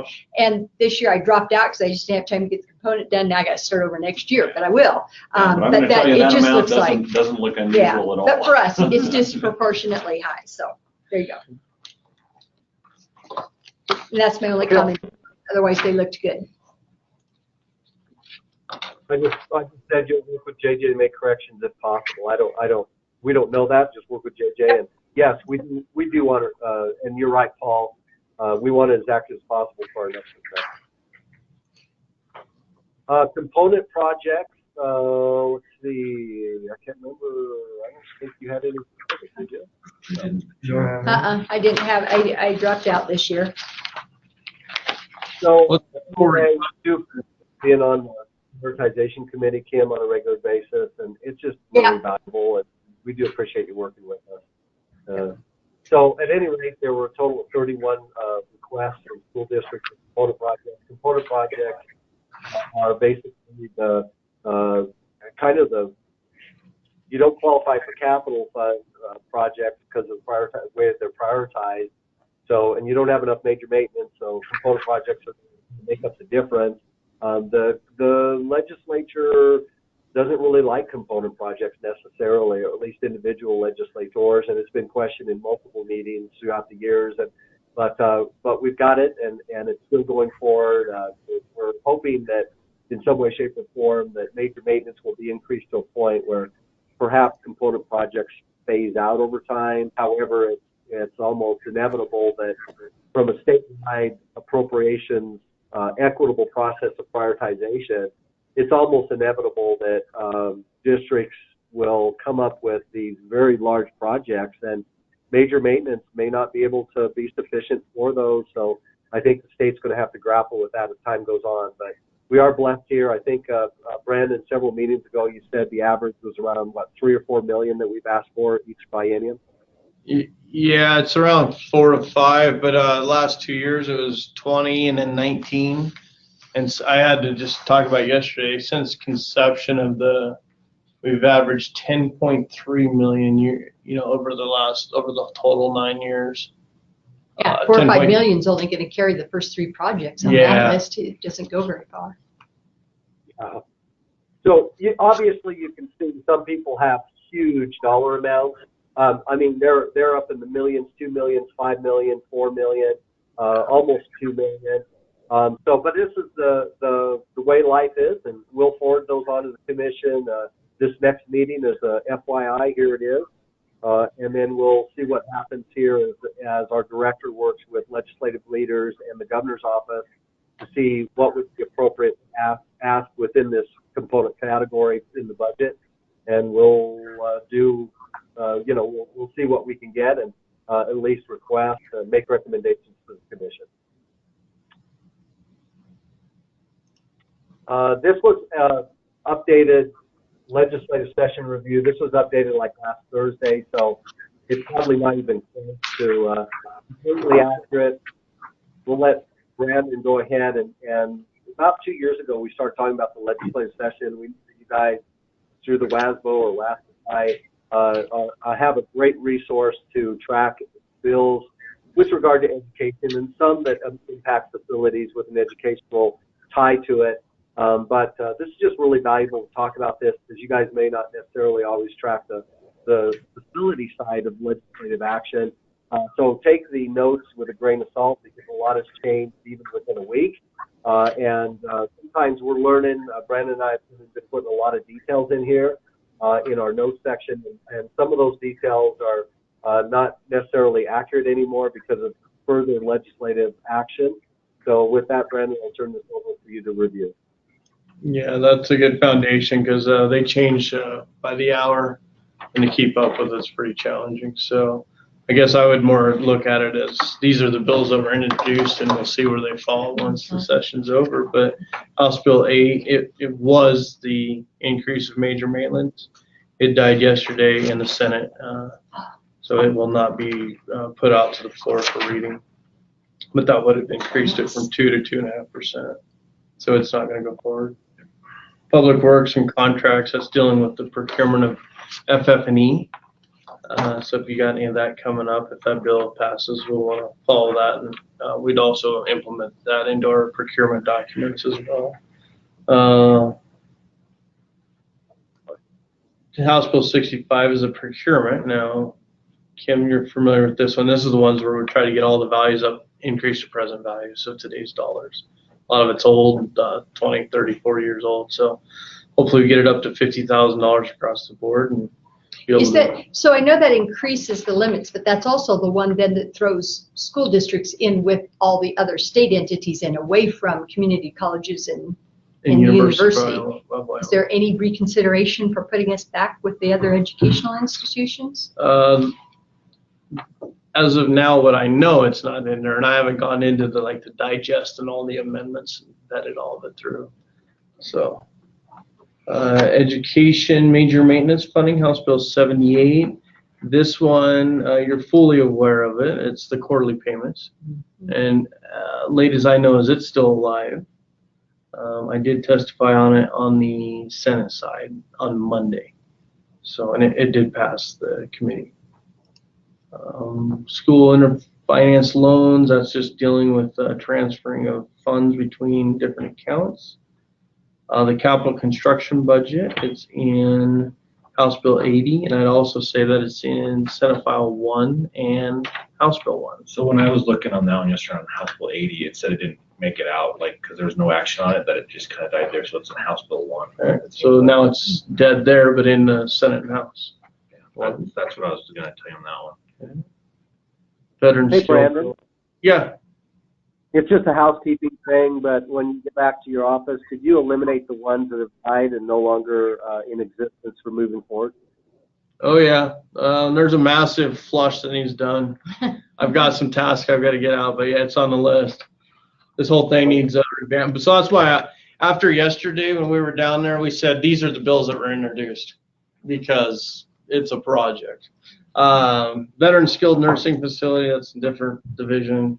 Indemnification, that's about putting in indemnification clauses. So Kim, when we work through that, our new fleet of contracts, whatever comes out of this, we'll have to make sure we incorporate that.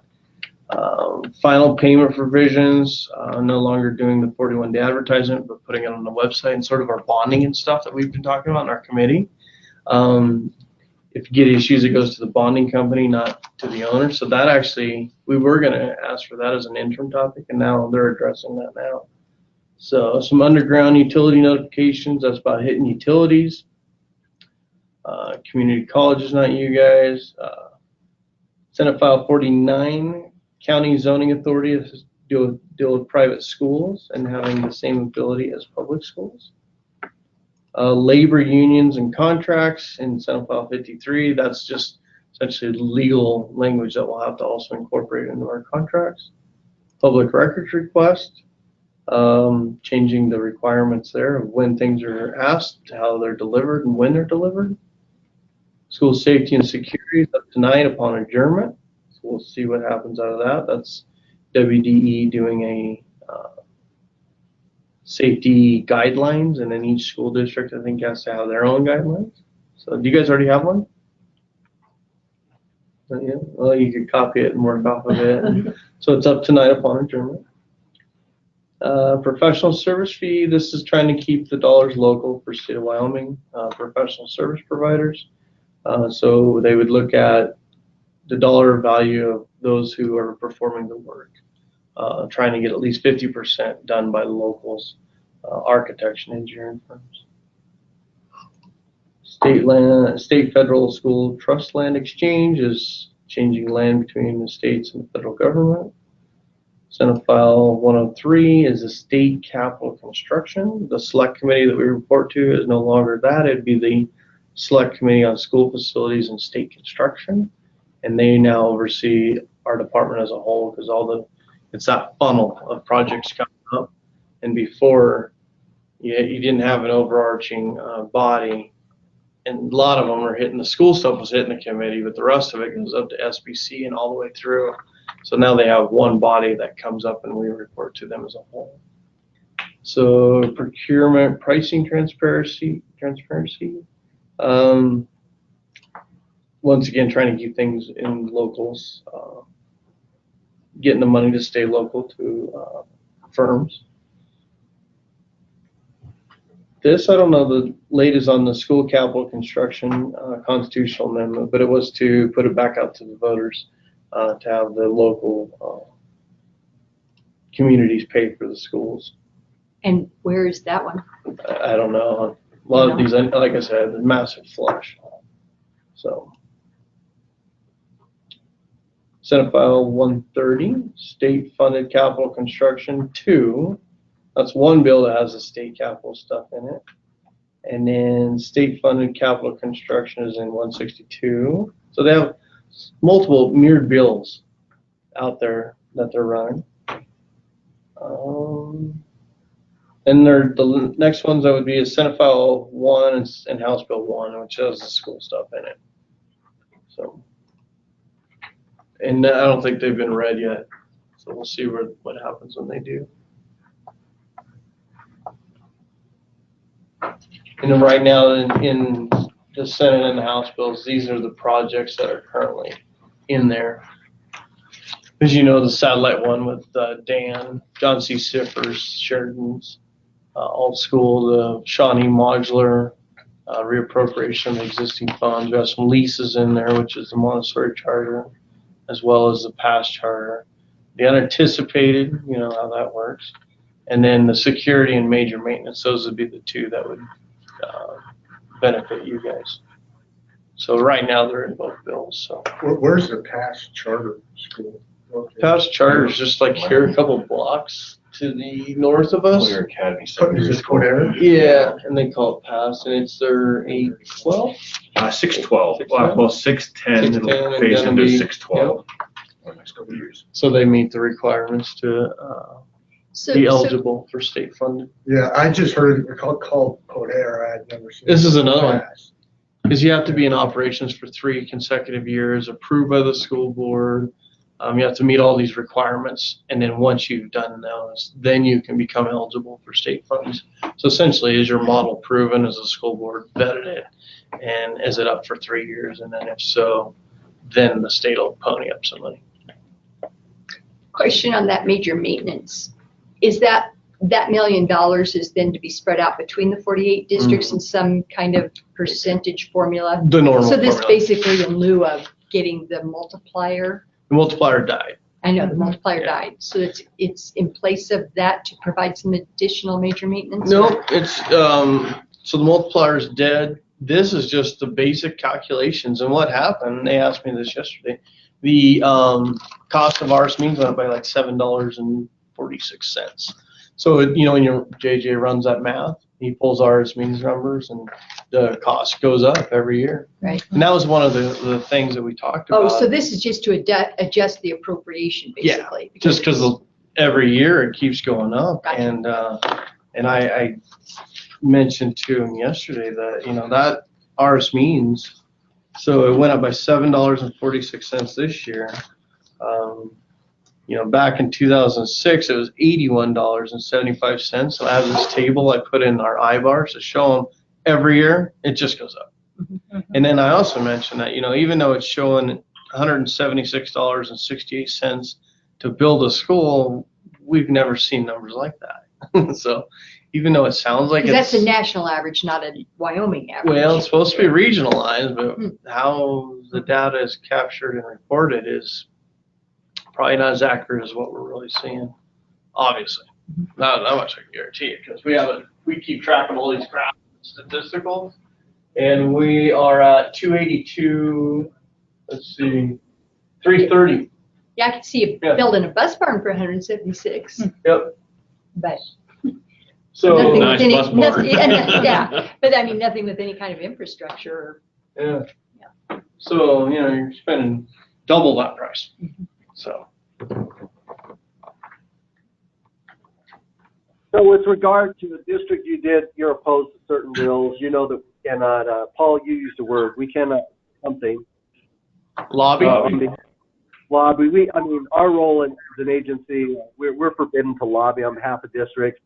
Certainly when they ask us questions, we answer them directly because we're directly asked, and to respond to, we do fiscal impact reports to them, to the legislature. But other than that, it's really between you and your legislators with regard to any concerns you may have about any bills or high fives or whatever you want to do there.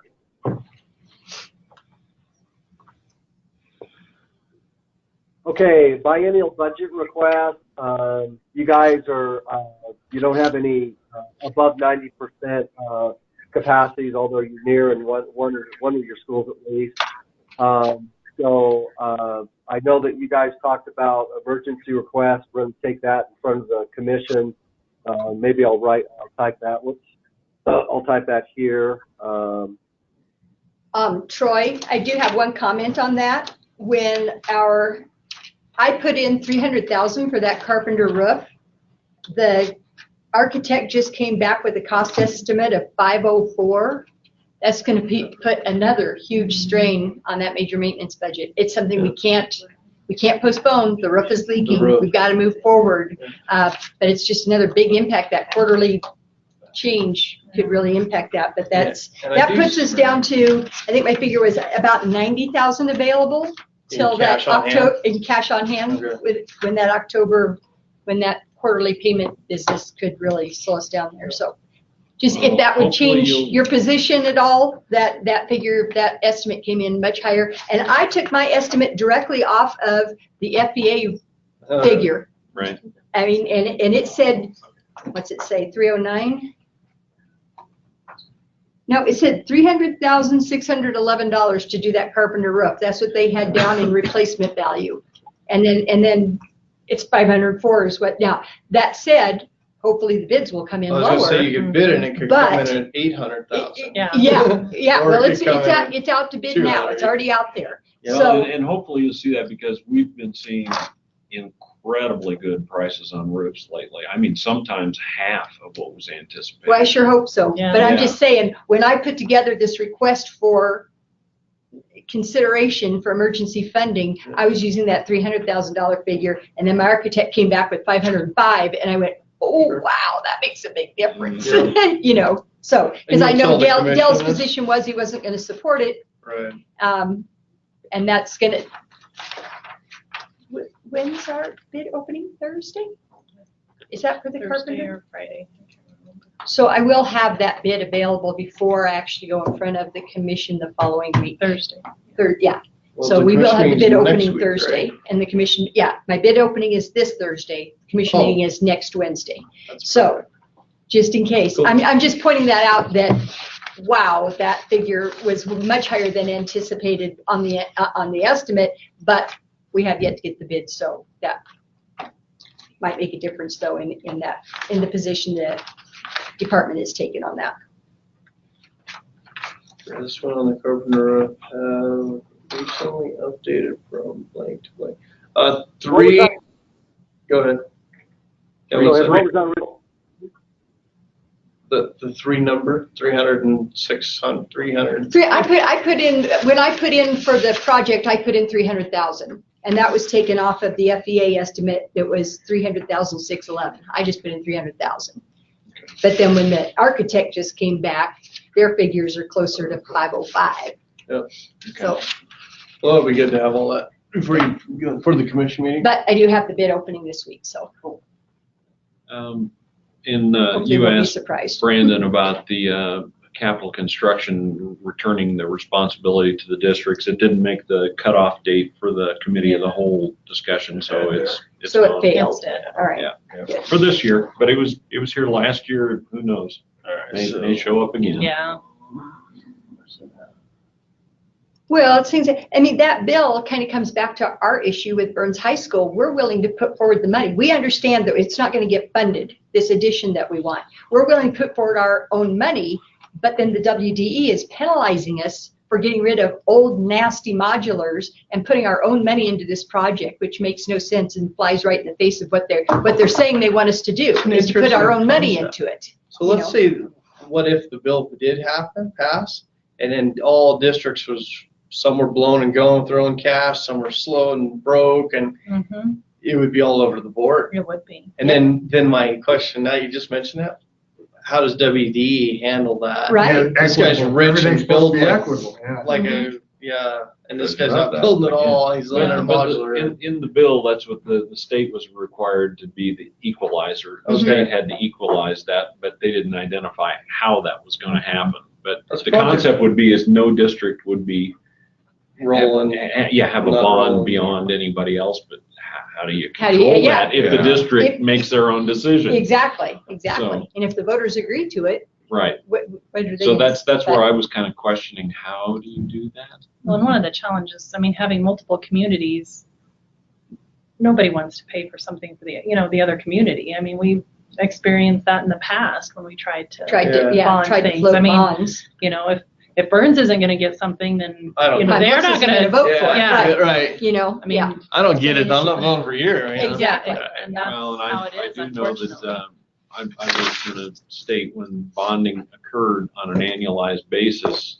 All districts went in at the same time, and then it got equalized. Even though one district was asking for something far bigger, it got equalized to all districts. Oh. It caused some horrible arguments. Oh, I'm sure. But that was their way of equalizing it between districts. Everything that went out for that year then ended up with a common, and you ultimately could end up paying for your neighbor's facility. But that was the risk you took by going in. Into the pot, right? Yeah. So what I put here is that the district has no capital request for the biennial budget. However, it has the above mentioned security request for emergency funding. Not security, I'm sorry. Mentioned boiler request for emergency funding. There you go. One And thing I so, want- my question, depending on how this bid actually comes in this week, should I change that request from the boiler to the roof? Do you understand what I'm saying? Yeah, The whole issue, I mean, and I understood from the get-go, the boiler is what I took forward to legislatures as my example. So they immediately jump on that and go, you should just go get emergency funding. And I said, I don't think you understand how it works. I don't think I qualify for emergency funding for this boiler project, but I'm going to move forward because that's what you told me to do. I need to be able to show you this is how it works. Right. Since then, though, what's come forward is this roofing project is what's really putting the stress on the boiler project funding, if that makes sense. I have the money saved for the boiler project, but now this roofing project came up. That's what put the one or pressure the on. other. And now the roofing project is actually the one that's getting crazy out of bounds. Maybe my request shouldn't have been for emergency funding for the boiler, but rather for the roofing. Yeah. And does that make a difference? Yeah, but And do I I'm- want to change that somehow? To step back, the problem with what you're asking is the state gives you major maintenance funds so you can make your priorities, make your decisions on how you want to expend the funds. Gotcha. What you're saying now is, okay, state, I want you to be part of my priority making decision. And that was exactly the opposite of the intent. the intent was to keep the state out of your prioritization. No, that's not what I'm saying. What I'm saying is my major maintenance budget can't float both of these giant projects. It's gonna be one or the other. Yeah, one or the other has to, well, neither can give. I have to put in a boiler system. I have to put a new roof on. But I'm saying between the two, I now have a potential of $1.2 million, which I don't even get that much in a whole year. So even though I have been conscientiously saving, I don't have the resources to save that much in advance to get these two projects done this year without help. I'd say bid it and then look at your balances and then address it to the So commission. I probably need to let this one go forward, but we may need to change the way that's worded and come back with another request, depending on how this bid comes in. Talk to them when we get there. Yeah. Here's what happened, here's where I'm at, here's my balance. Yeah, but I literally took forward the boiler project because literally I had 3 different legislatures tell me, you need to go apply for emergency funding. Yeah. So that's what I did, knowing in my own mind it wasn't likely to be approved. Since then now, though, with this roofing project, it's like, oh, now I really, really do need maybe some emergency funding. But we kind of got to leave this one alone because it's already there. Well, So I'm just telling you you're what's gonna have going a on. real number. So if it comes in at 800 or 1,900,000, it'll help. Scary.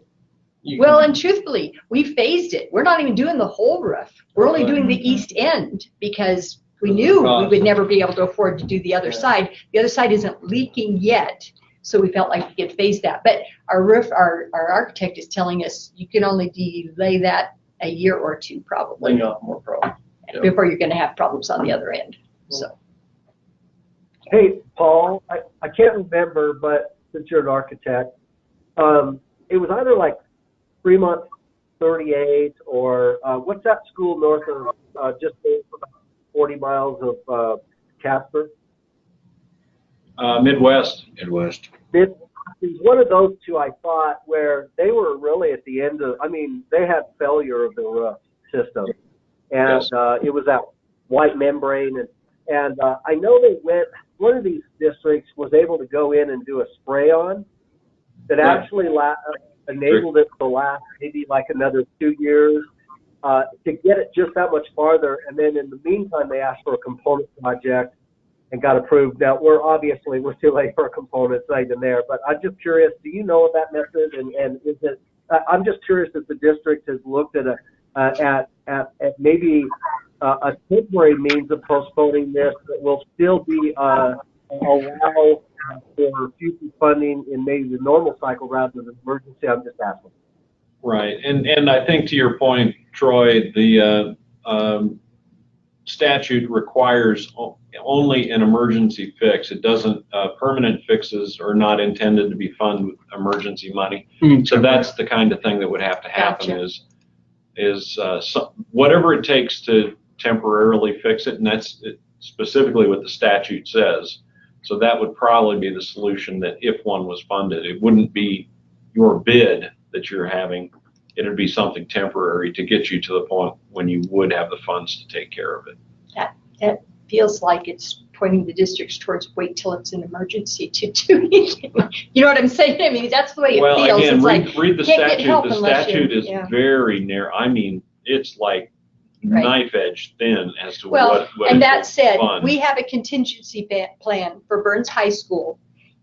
If the second boiler fails before the end of the school year, we have a contingency plan for bringing in temporary boilers, setting those up, running the school. The school might be down for 3 or 4 days, but that would be a true emergency, and I would definitely come forward asking for monies for that, because it would be a temporary solution to get us through the school year until we can get the new boiler system in. Hopefully, we won't have to use it, but these days coming up tonight, below 0 and that really worry us that we're going to overstress that remaining boiler. Right. Well, yeah, we're certainly, it's important for you guys to come to commission meetings, speak up. You're welcome to do that. And then when we do these things, obviously we have deadlines. And so what is already in the summary sheet sounds like it may be outdated just a little. So no big deal, but you guys speak up, and we're more than open to that. And then we've shared it with you because we never want a district to show up at some commission meeting and be surprised. And so I think we're very good at sharing where we stand in allowing you every opportunity to counter positions or to bring in better data or you know, whatever it is you want to do to communicate clearly with the commission. We welcome that and look forward to it. One thing that's changed, I did put here you have no capital request for the biennial budget other than your emergency fund. And I just want to ask you straight up, I'm looking at your capacity and condition, and then we've already gone through the components, so that's if you didn't ask for anything, you've lost your opportunity there. But outside of those, I don't see you as any capital request, but I want to ask you straight up, is that true? And if so, I'll leave it, and if not, I'll change it. Boilers and a roof. Well, 21, 22 is a long way. A lot depends on how this bid goes and what happens at Pine Bluffs. I don't know. Well, I'm sorry. Maybe I'm not communicating clearly. I agree that at this time I have no capital request, but I can't tell you that won't change in the next 2 weeks, depending on how these bids come in. Yeah, we have to pick a point in time, and this Right. is the point in time. This is the point in time. Yep. Well, certainly we have emergency funding, and those are always available for consideration. So, and then, yeah, I mean, I'm kind of curious just a little bit. And now your boilers, yeah, I mean, it's too bad you didn't know that beforehand and stuff on your roof. I'm a little bit surprised that you didn't ask for the component funding for that, but I'm not quite sure why you didn't. Well, those component fund requests went in last fall. September was the latest. That's correct. But they were asked for like last spring, right? That's when we actually. I mean, they were asked for a year and a half in advance of when they're actually funded or whatever.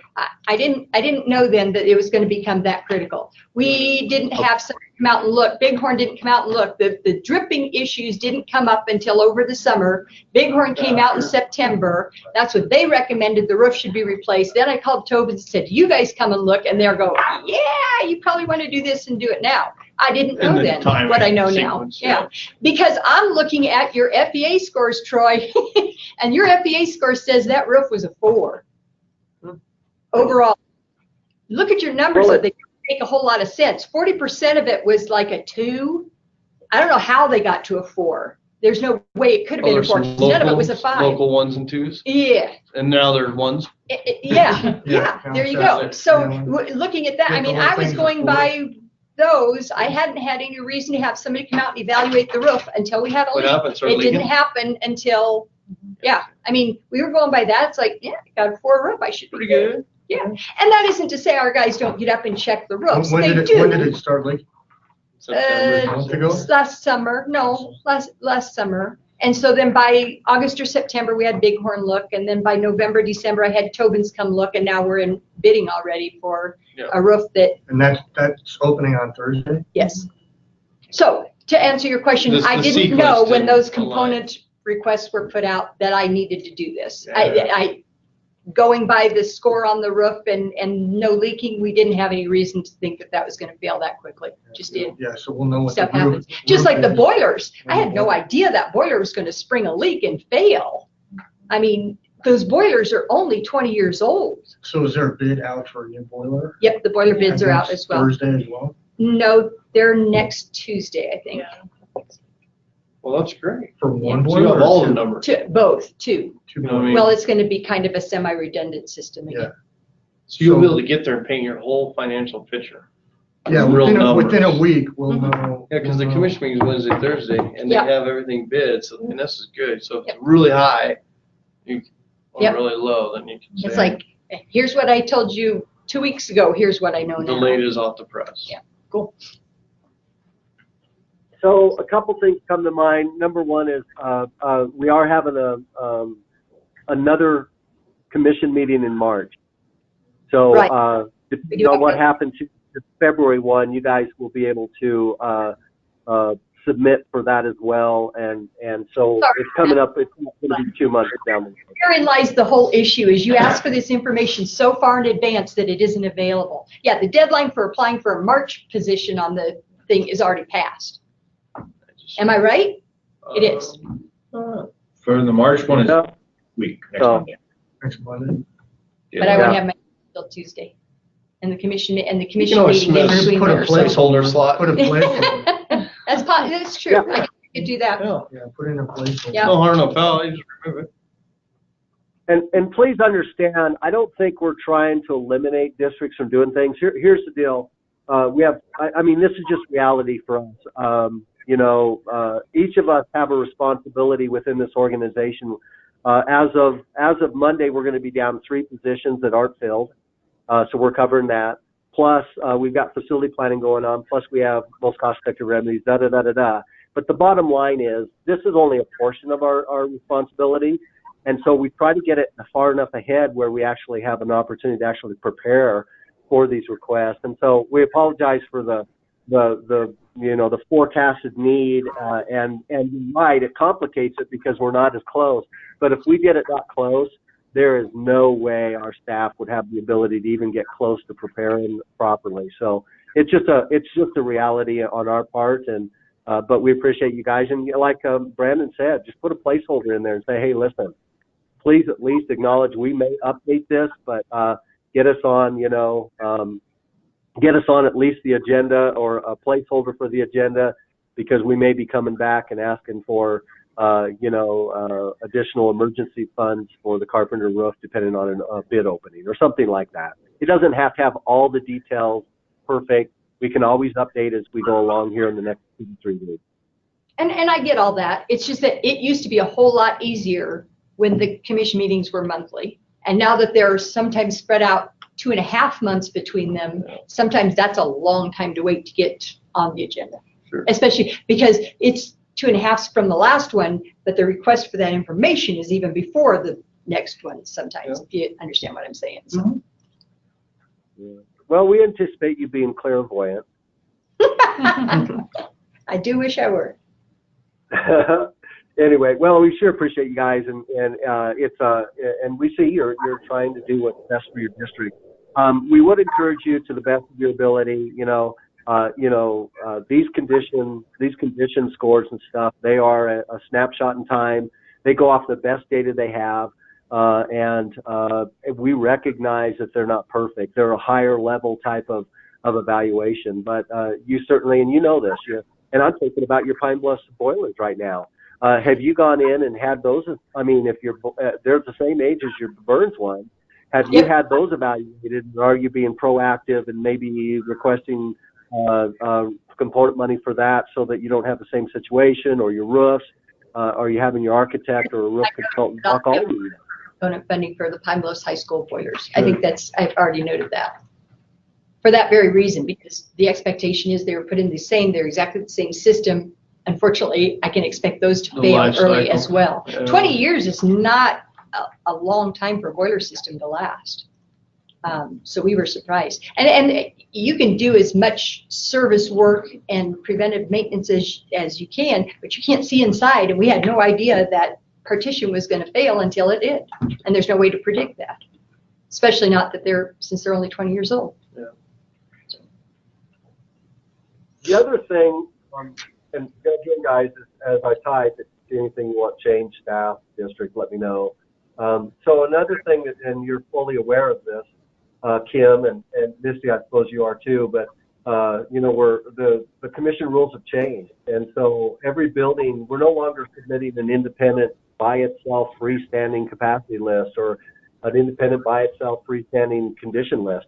We're actually, every building in the state will have three scores, and then they'll be cumulated up to a final score. But the weighting of those scores, conditions worth 50% of a building score, 35% for capacity, and 15% for educational suitability.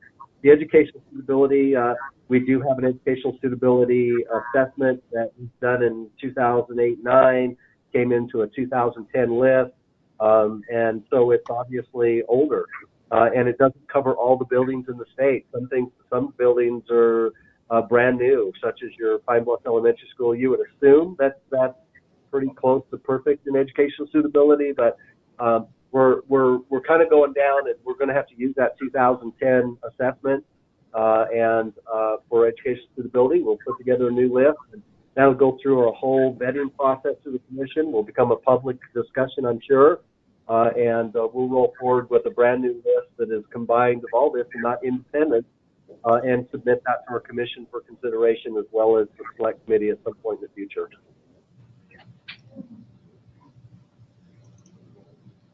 And then last of all, I think we kind of got into this. We sent this in advance. I guess my question is, even though, and Misty, Brandon and I had a good discussion with you earlier this week on Monday, I believe, on the modulars and removing it off the Burns High School, and if you built an addition and a wrestling room, and what do you do, building classrooms beyond that and stuff like that. And I think we've covered this quite well, but basically the answer to this is that getting rid of the modulars and adding new square footage will not help you in the block grant. It will end up hurting you in the block grant. And so our responses to each of those are down here. Were there any technical questions that you did not understand? I know there's a practicality side of this, perhaps a little bit of a discuss on it doesn't make sense. It's just not logical, but we are under the rules and guidelines we're under, and that's just the way it is. But are there any other observations or concerns about this that we can address at this time?